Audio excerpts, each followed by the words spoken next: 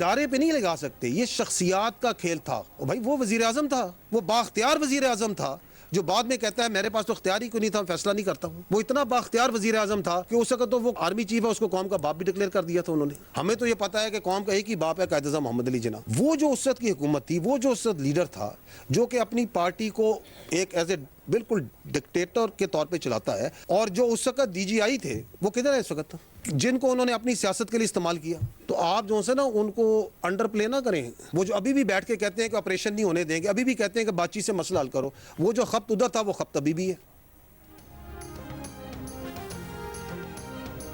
किसी की सियासत और किसी की जात पाकिस्तान से बढ़कर नहीं, DG ISPR का दो टोक मौक़िफ़। मीडिया ब्रीफिंग में कहा वो बाइख्तियार वज़ीर आज़म था जो कहता है कि वो बेइख्तियार था। वो इतना बाइख्तियार था कि उसने उस वक्त के आर्मी चीफ को कौम का बाप डिक्लेयर कर दिया था। ये बयानिया मुज़ाहका खेज़ है कि हम बेइख्तियार हैं, कोई फ़ैसला नहीं कर सकते। हम तो ये समझते हैं कि कौम का एक ही बाप कायद-ए-आज़म मोहम्मद अली जिन्ना है। उस वक्त के DG ISI किधर हैं जिन्हें उसने सियासत के लिए इस्तेमाल किया?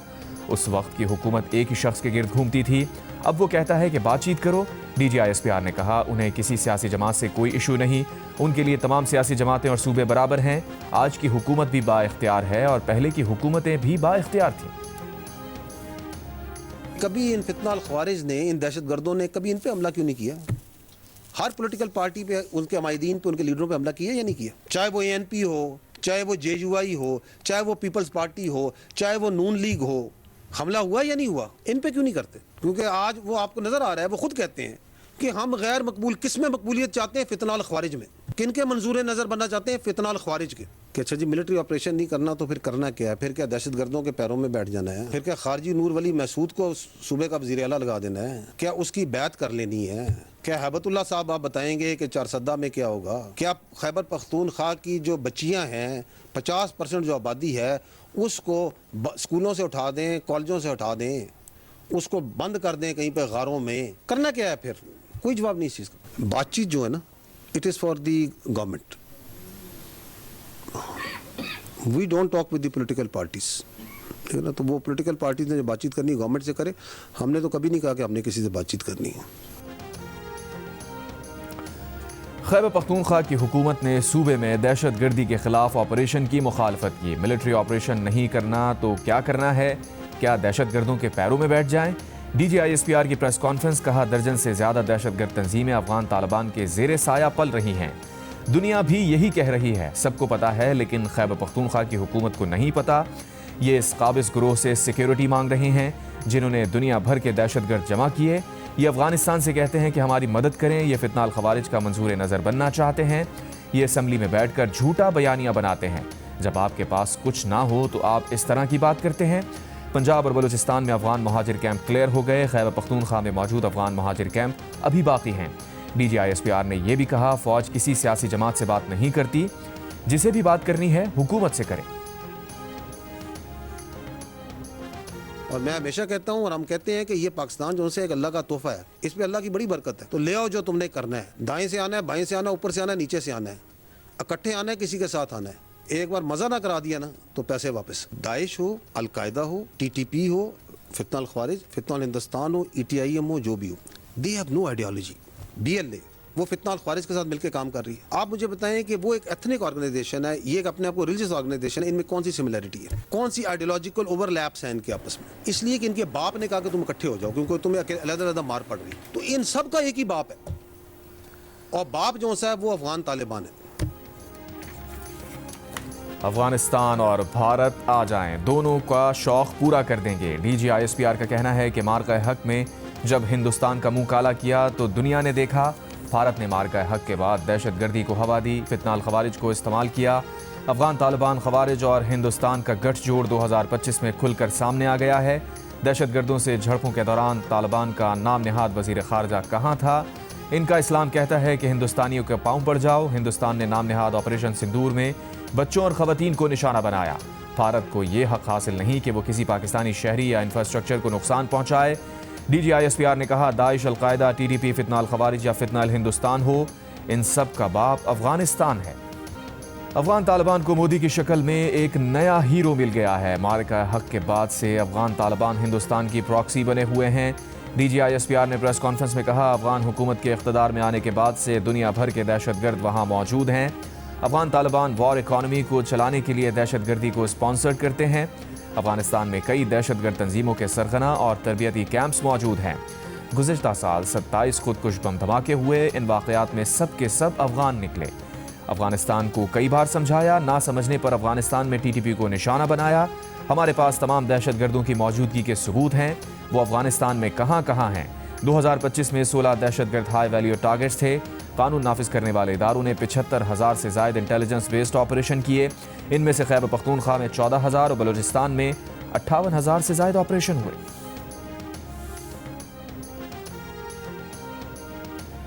DGISPR ने कहा है कि दहशतगर्द जहां नजर आते हैं ढेर कर दिए जाते हैं। एक बयानिया बनाया जाता है कि पाक फौज ड्रोन इस्तेमाल करती है।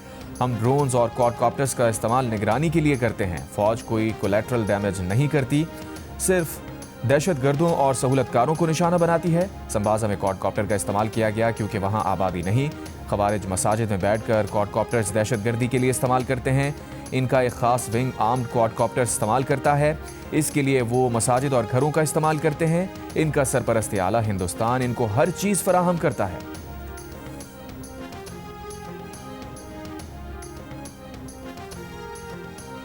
...2021 and the terrorism starts rising. Is it not so? नजर आ रहा है आपको? 761 दहशतगर्दी के वाकयात हुए 2021 में, 1020, 1811, 3014 होते हैं पिछले साल और इस साल 5397। दो 2021 में 193 दहशतगर्द जहन्नम वासिल किए जाते हैं। 592 हमारी शहादतें होती हैं पाकिस्तानियों की, लॉ इन्फोर्समेंट सिविल की। ऑलमोस्ट एक दहशतगर्द के पीछे 3 शहीद।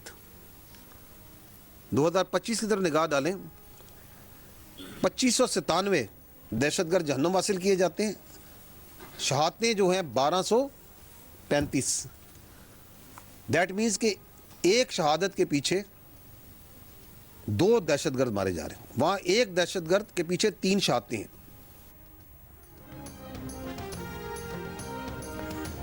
DGISPR लेफ्टिनेंट जनरल अहमद शरीफ चौधरी ने कहा है कि गुज़िश्ता साल कानून नाफिज करने वाले इदारों ने 75,175 इंटेलिजेंस बेस्ड ऑपरेशन किए। गुज़िश्ता बरस कुल शहादतें 1235 हुई। मुल्क में 2021 में दहशतगर्दों ने दोबारा सर उठाना शुरू किया। KP में सियासी तौर पर साजगार माहौल दहशतगर्दी के लिए फराहम किया जाता है। DGISPR ने कहा, खवारिज दायरा इस्लाम से खारिज हैं। ये कौम की जंग है, एक एक बच्चे की जंग है। मिलिट्री लीडरशिप और पॉलिटिकल लीडरशिप एक पेश पर है। सूबाई सियासी क़यादत को क्लैरिटी है कि दहशतगर्दी के नासूर से कैसे लड़ना है। DGISPR ने प्रेस कॉन्फ्रेंस में शोहदा को खराज तहसीन पेश किया।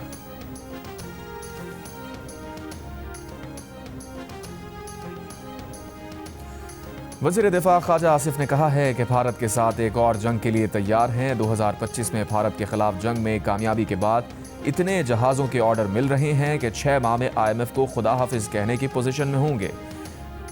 प्रोग्राम कैपिटल टॉक में गुफ्तगू करते हुए ख्वाजा आसिफ का कहना था, अगर अमरीका इंसानियत का दोस्त है तो वो नेतन्याहू को अगवा करे। ख्वाजा मोहम्मद आसिफ ने कहा, दुआ करें तुर्की नेतन्याहू को अगवा कर ले।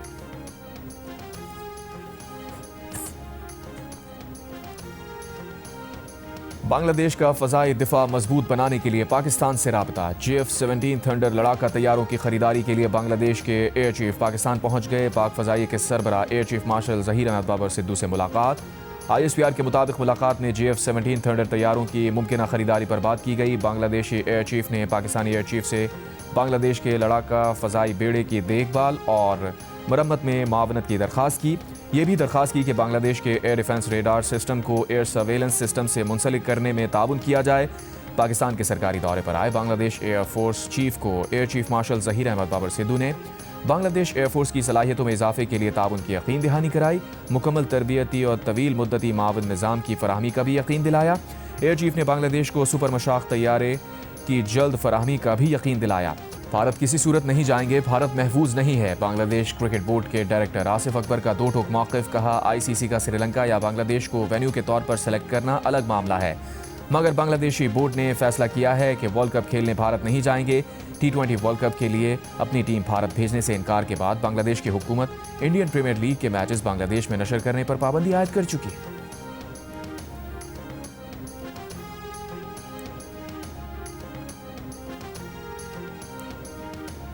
बांग्लादेश के फास्ट बॉलर मुस्तफिजुर रहमान को इंडियन प्रीमियर लीग से निकालने का फैसला आला सतह पर हुआ। BCCI या IPL का कोई बाज़ाब्ता इजलास नहीं बुलाया गया। भारतीय ऑफिशियल का कहना है कि मुस्तफिजुर रहमान को IPL से रिलीज करने के फैसले का उन्हें भी मीडिया से पता चला। मीटिंग में भारतीय बोर्ड और IPL गवर्निंग काउंसिल के तमाम अरकान मौजूद नहीं थे। भारतीय बोर्ड के सेक्रेटरी देवाजीत साइकिया ने मुस्तफिजुर रहमान को IPL से रिलीज करने का ऐलान किया था। भारतीय मीडिया के मुताबिक मुस्तफिजुर रहमान का कॉन्ट्रैक्ट खत्म होने पर पैसे मिलने का इम्कान नहीं। गैर मुल्की खिलाड़ियों को कैंप ज्वाइन करने के बाद या टूर्नामेंट के दौरान जख्मी होने पर फ्रेंचाइज अदायगी करती हैं। मुस्तफिजुर रहमान का केस इंश्योरेंस के दायरे कार में नहीं आता। मुस्तफिजुर रहमान ने खुद को PSL 11 के लिए रजिस्टर करा लिया।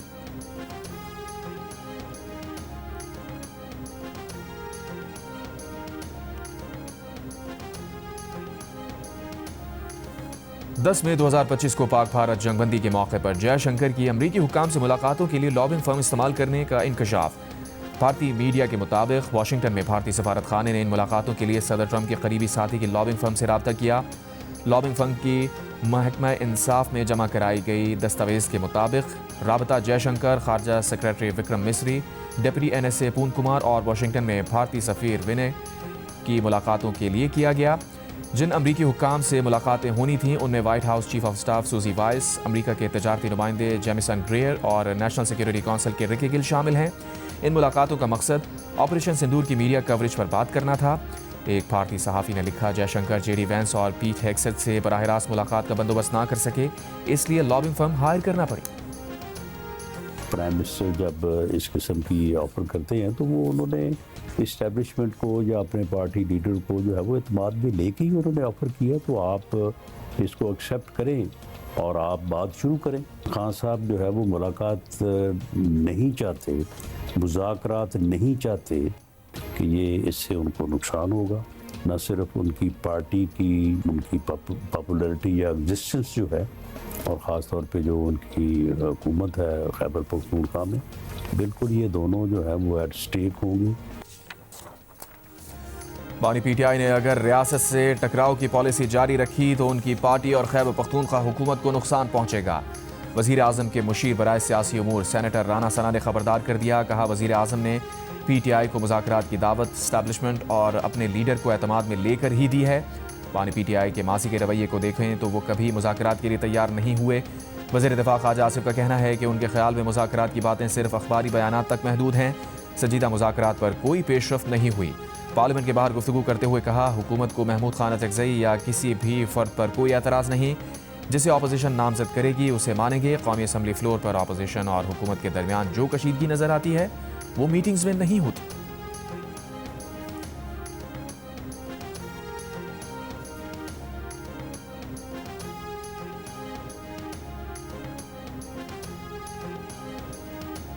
वज़ीर मुमलिकत बराए दाखिला तलाल चौधरी ने कहा है कि अवामी सतह पर बात करने से पहले पस पर्दा बहुत कोशिश हुई कि दहशतगर्दी के खिलाफ जंग पर इत्तफाक़ राय पैदा किया जाए। इस वक्त पाकिस्तान की सिक्योरिटी फोर्सेस के पीछे पाकिस्तानी पॉलिटिकल फोर्सेस यकज़बां होकर नहीं खड़ी। इसमें सबसे बड़ा फ़र्क तहरीक इंसाफ और तहरीक इंसाफ की खैबर पख्तूनख्वा हुकूमत डाल रही है।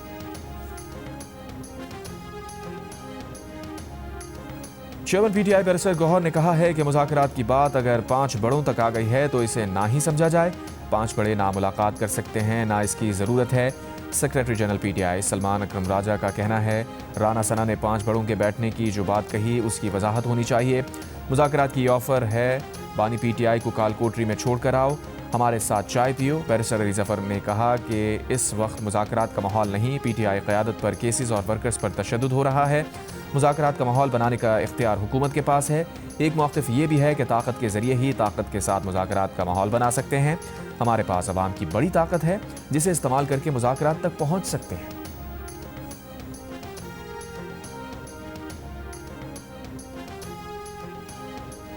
वज़ीर आज़म शहबाज शरीफ की निजकारी कमीशन को डिजिटाइज करने की हिदायत। कहा, कौमी एयरलाइन की निजकारी का बारिश का पहला खतरा है। खसारे के शिकार रियासती मिल्कियती इदारों की निजकारी हुकूमत की अव्वलीन तरजीहात में से है।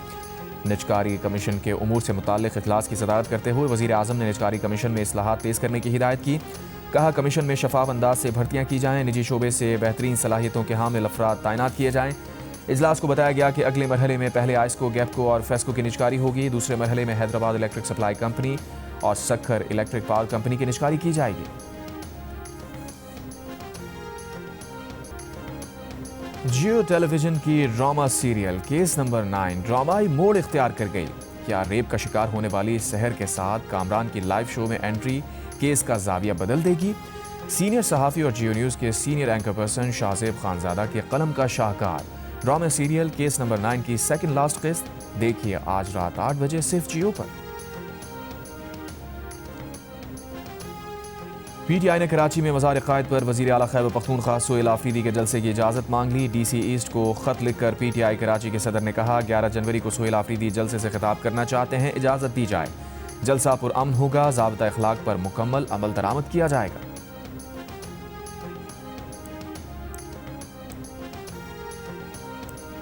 साबिक़ वज़ीर आला खैबर पख्तूनख्वा अमीर हैदर खान होती ने कहा है कि सोहेल आफरीदी पहले अपने सूबे में दहशतगर्दी की आग बुझाएं, फिर पंजाब और सिंध फतह करने की बात करें।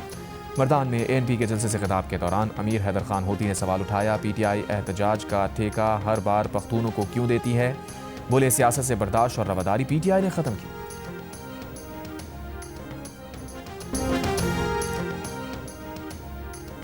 सिंध हाई कोर्ट ने कॉटन एक्सचेंज बिल्डिंग की मिल्कियत के तनाज़े के केस में हुक्म इम्तना जारी कर दिया। कॉटन एक्सचेंज बिल्डिंग FIA ने सील की हुई है।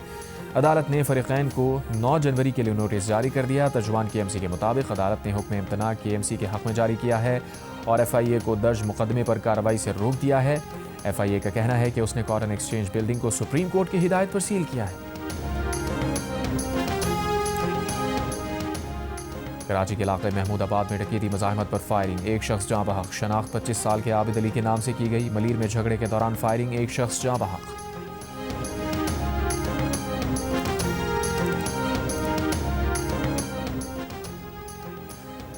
जंग रोड M4 मोटरवे इंटरचेंज के करीब गाड़ी उलट गई। हादसे में 4 अफराद जाँ बहक, 4 जख्मी। KP में धुंध के बायस कारें नहर में गिर गईं। 3 हादसात में एक शख्स जाँ बहक। M1 बुरहान से पेशावर, M2 ठोकर न्याज बेग से चक्री, M3 फैजपुर से दरखाना, M4 पिंडी भटिया से शेरशाह, M5 रोहड़ी से मुल्तान, M14 तराब से ईसा खेल तक बंद। स्वात एक्सप्रेसवे को कर्नल शेख खान इंटरचेंज से काटलिंग तक बंद कर दिया गया।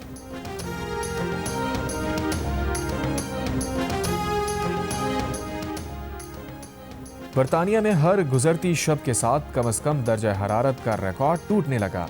नॉरफॉक में माहम के मकाम पर गुज़िश्ता रात दर्जा हरारत -12.5 सेंटीग्रेड तक जा पहुंचा। क्रिसमस की छुट्टियां तवील हो गईं। बर्फबारी के सबब सैकड़ों स्कूल दूसरे रोज़ भी ना खुल सके। शुमाली स्कॉटलैंड में बर्फबारी के सबब ट्रेन सर्विस मुतासिर। लंदन और हॉलैंड के दरमियान यूरोस्टार सर्विसेज भी खलल।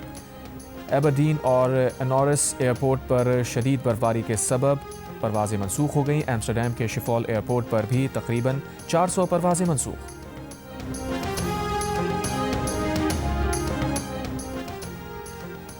यूक्रेन में जंग के बाद कसीरुल मुल्की फोर्स तैनात करने पर इत्तफाक। यूक्रेन के सदर ज़ेलेंस्की, फ्रांस के सदर मैक्रों और बरतानवी वज़ीर आज़म कीयर स्टामर ने दस्तखत किए।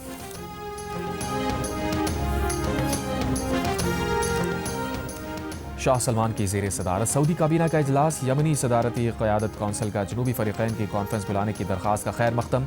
फ़रीक़ैन के दरमियान मुज़ाकरात के लिए साज़गार माहौल पर जोर। 6 जनवरी 2021 को गिरफ्तार अफराद के साथ नाइंसाफ़ी हुई। व्हाइट हाउस ने 6 जनवरी 2021 के वाक़यात पर नया बयानिया जारी कर दिया। दावा किया एहतजाज करने वालों को सियासी बुनियादों पर निशाना बनाया गया। मुजाहिरीन को रोकने में नाकामी का इल्ज़ाम उस वक्त की स्पीकर नैन्सी पेलोसी पर आया। इसराइल ने सर्दी में ठिठुरते फ़लस्तीनियों के लिए इमदादी टेंट भी रोक दिए। बरतानवी वज़ीर बराए मशरिक़ वस्ता हिमेश फॉकनर ने कहा, NGOs को बंद करके अमन मंसूबा काम नहीं करेगा। बोले, गाज़ा में सिगरेट और पुरतायुश सामान पहुँचाना आसान और बुनियादी अद्वियात और रिहायशी सामान पहुँचाना मुश्किल है। लेबर MP मेलानिया वार्ड ने कहा कि इसराइल पर अल्फाज का असर नहीं होता। बरतानिया कब हकीकी कार्रवाई करेगा? MP इमरान हुसैन ने कहा, इमदादी सामान रोकने का मतलब है गाज़ा में लोग कत्ले-आम के बाद भूख से मर जाएं।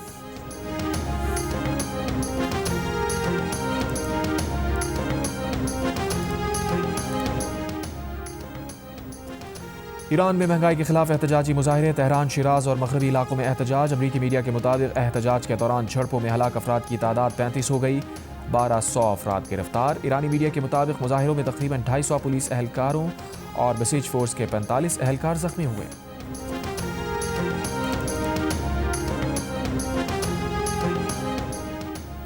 पाकिस्तान और श्रीलंका के दरमियान पहला T20 इंटरनेशनल आज खेला जाएगा। कप्तान सलमान अली आगा का कहना है कि श्रीलंका के खिलाफ सीरीज खेलने के लिए एक अच्छी टीम बनकर आए हैं।